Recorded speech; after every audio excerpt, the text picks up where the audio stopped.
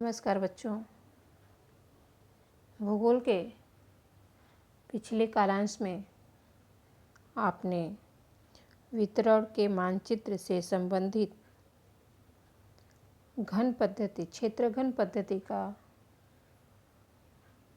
जानकारी हम लिए थे। आज हम उसी से संबंधित वितरण के मानचित्र के तीसरी पद्धति समघन पद्धति के बारे में जानकारी लेंगे।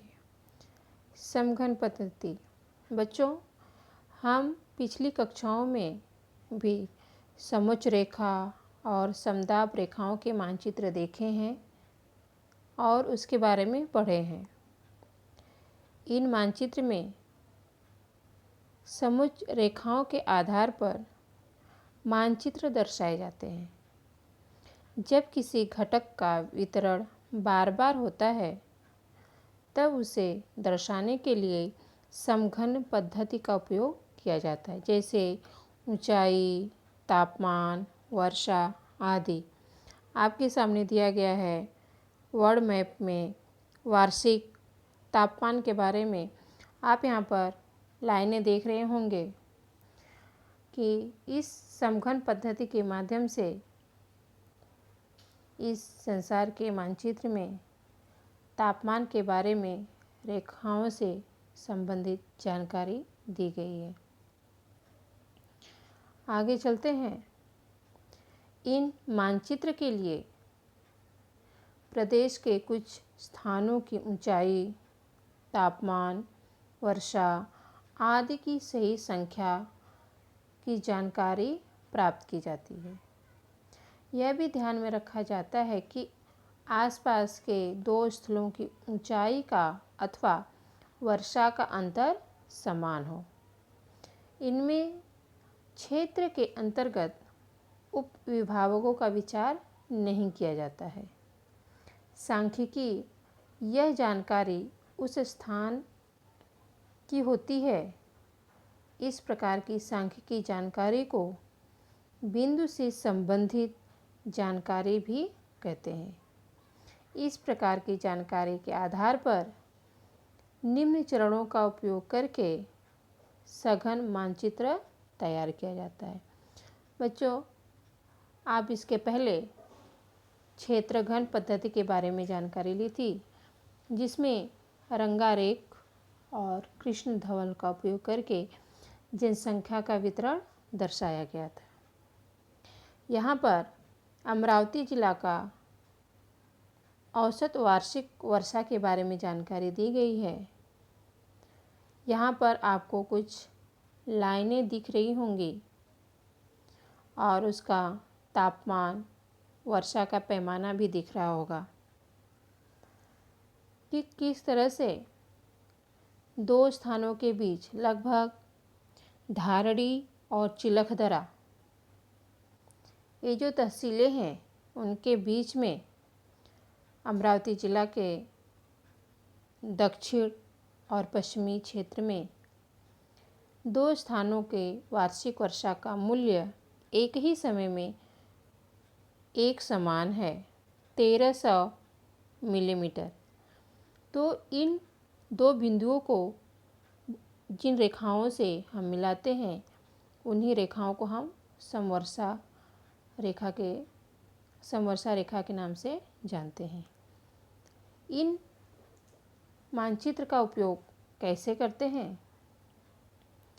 मानचित्र में संबंधित स्थानों पर चारों ओर मूल्य लिखा जाता है।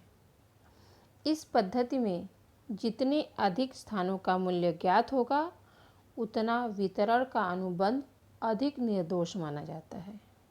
हमें अधिक से अधिक मूल्य की जानकारी निकालनी है और मूल्य सही हो। जितना हमें मूल्य मिलेगा, हमारा मानचित्र उतना ही सटीक होगा। सघन मानचित्र तैयार करते समय घटकों का अधिक और न्यूनतम मूल्य ध्यान में रखते हुए वर्गांतर निश्चित किया जाता है, जो रेखाओं के बीच की दूरी निश्चित करता है। निर्धारित वर्गांतर के लिए रेखाएं खींची जाती हैं, जिनमें सममूल्य रेखाओं को रेखाओं से जोड़ा जाता है। ये बच्चे, आपके सामने समोच्च रेखाएं दी गई हैं। समोच्च रेखाएं, इसके सबसे पहले हम इसका अर्थ जान लेते हैं। आपने कक्षा 8वीं में भी पढ़ा होगा समोच्च रेखाएं। 7th में अंतिम लेसन है और आपने देखा होगा आलू का प्रयोग करके किस तरह से हम समोच्च रेखाओं का उपयोग कर सकते हैं, और शायद हमने किया भी था 7th में। समोच्च रेखा किसी क्षेत्र के मानचित्र पर समान ऊंचाई वाले बिंदुओं को जोड़ने वाली काल्पनिक रेखा को समोच्च रेखा कहते हैं। समोच्च रेखा समान ऊंचाई, और इनकी विशेषता होती है कि रेखाएं जितनी छोटी होती जाती हैं उनका मूल्य उतना ही अधिक होते जाता है, और यह रेखाएं जितनी बड़ी होती जाएंगी उनका मूल्य उतना ही कम होते जाता है। इस चित्र में आप देख रहे होंगे कि सबसे बड़ी रेखा का जो माप है वह 50 मीटर है, उससे छोटी जो है वह 100 है, उससे छोटी 150, 200, 250, और जो सबसे छोटी है वह 300 है।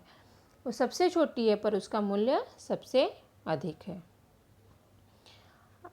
नेक्स्ट जान लेते हैं बच्चों थोड़ा सा हम समवर्षा रेखा के बारे में। समवर्षा रेखा क्या है? मानचित्र पर प्रदर्शित वह रेखा जो एक निश्चित अवधि में वर्षा की मात्रा प्राप्त करने वाले स्थानों को मिलाती है, अर्थात वह रेखा जो मानचित्र पर अंकित उन सभी स्थानों को मिलाती हैं जहां पर निश्चित अवधि में होने वाली वर्षा की मात्रा समान होती है, इसे हम समवर्षा रेखा कहते हैं। आपके सामने कोल्हापुर जिले का औसत वार्षिक वर्षा का क्षेत्र दिखाया गया है। इसमें आप देख सकते हैं कि लाइनों का उपयोग करके दो स्थानों को जोड़ा गया है जहां पर उसी समय जब वर्षा हो रही है उसी अवधि में या एक निश्चित अवधि में होने वाली जो वर्षा की मात्रा होती है वह एक समान है। अगर एक बिंदु पर, बिंदु अ पर अगर 100 मिलीमीटर है तो बिंदु ब पर भी 100 मिलीमीटर होती है। तो इन दोनों बिंदुओं को जिन रेखाओं के माध्यम से हम जोड़ेंगे वह हमारी रेखा कौन सी कहलाएगी? समवर्षा रेखा। इतना ही नहीं, समताप रेखा होती है, समान ताप को दर्शाने वाली काल्पनिक रेखाओं को समताप रेखा कहते हैं। समदाब रेखा, समान दाब वाले स्थानों को जोड़ने वाली रेखा को समदाब रेखा कहते हैं। तो इस तरह से हम अनेकों प्रकार की रेखाओं का हमने उपयोग किया है। उसी तरह से हम इन रेखाओं का उपयोग करते हुए हम समघन रेखा या पद्धति का भी उपयोग करते हैं। समघन पद्धति, मानचित्र पर समान मान या मात्रा को मिलाने वाली काल्पनिक रेखा को हम समघन रेखा कहते हैं। इसका प्रयोग कैसे करते हैं बच्चों? इसका प्रयोग हम जलवायु संबंधी तत्व या भू आकृतियों को प्रदर्शित करने के लिए इसका उपयोग किया जाता है। साथ ही साथ जनसंख्या घनत्व में भी इसका उपयोग किया जाता है। इसके पहले हम क्षेत्र घन का उपयोग किया गया था। इसके पहले हम क्षेत्रघन का उपयोग किए थे, पर इन दोनों पद्धतियों में अंतर है। यह आपका समान घनत्व को मिलाने वाली रेखा बनेगी, परंतु समघन पद्धतियों में रंग छटाओं का प्रयोग किया जाता था। इसमें जलवायु से संबंधित आंकड़े होने चाहिए, जनसंख्या से संबंधित आंकड़े होने चाहिए और साथ ही साथ समघन पद्धति में फसलों से संबंधित भी आंकड़े या फसलों का वितरण भी होना चाहिए। और इन पद्धति का उपयोग करते समय हमें अनेकों प्रकार की जानकारियाँ भी प्राप्त होती हैं, जैसे बिंदु के आंकड़े होने चाहिए, बिंदु मिलने चाहिए, सटीक होने चाहिए। जिस क्षेत्र का मानचित्र हम बना रहे हैं उस क्षेत्र के अधिक से अधिक बिंदुओं की सापेक्षिक जानकारी भी हमारे पास होनी चाहिए, जिससे हम क्षेत्रघन पद्धति का उपयोग आसानी से कर सकते हैं।